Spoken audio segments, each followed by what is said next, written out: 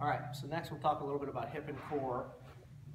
Of course, everybody knows you want more abs and you need more glutes, and that's what we're looking with basically every single person. And so when I'm doing exercise, I question everything. Why? Why am I doing this? So why would I even do a glute bridge? What's the point? So when I saw people do the glute bridge over the weekend, go ahead and show me bad glute bridge, it looked just like that. Every exercise video I see, every gym I go to, people are just cranking into their lumbar spine and not getting pure hip extension. They think they are because their hips are way up. But I need that just like before, full exhale. She gets her ribs down and then slowly lifts up using just the backside. Even there, she really kind of wants to go. Right there is probably the line. So from the side view, and you can palpate their lower backs, it's not on. I mean, it's on a little tiny bit, but it shouldn't be just stones on the back of her low back. So glute bridge, super simple. You can progress that endless ways, like sticking a leg out, but you can't have the hips turn. Lots of ways that makes this harder for people, but I'm telling you, get the basic glute bridge, hip extension, while keeping some anterior core on.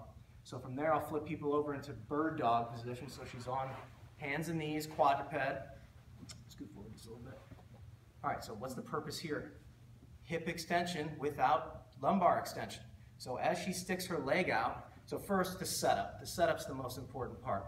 Definitely not that. You don't want to be sagging through, so she's still got to reach. She's got a nice neutral spine. You'll know to set up here, but shoulders right above the wrists, hips right above the knees, and then my wrist in line with my knees and my ankle in line with my knees. So everything's perfectly squared up. So this position, already it's probably a challenge, and all she is a four-legged table. If I took one of the legs out, the table wouldn't shift to the side.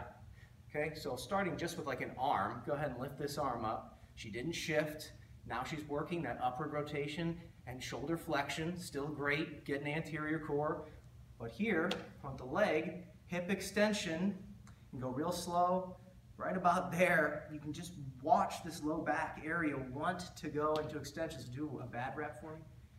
I mean, definitely what we saw at the seminar over and over and over again. So she's got some front abs. I like leading with the heel too, pushing back, hip, that's glute, turning on to get hip extension. All right, and then we're gonna kind of pull it all together, go half kneeling. So again, I'm looking at same stuff. Go ahead and flip legs for me. Hip extension.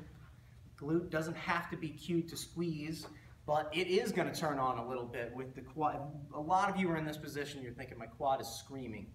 To me, it's because you're normally here, your butt is out, so pulling you into a neutral position puts that rec fem on stretch. So it's normal at first. And just be here in this position. Can you be here with good hip extension, still got a little front abs, neck and shoulders are relaxed? You'll see a lot of people supinate this front foot. So they'll roll to the side. Cue them to push their big toe down without letting that knee cave in. So once they can find that start position, that anything can happen there. Any exercise you want. You can rotate, you can do a chop and lift, you could move a kettlebell, you could curl, anything. One arm, two arm, you could press here. Great pressing place.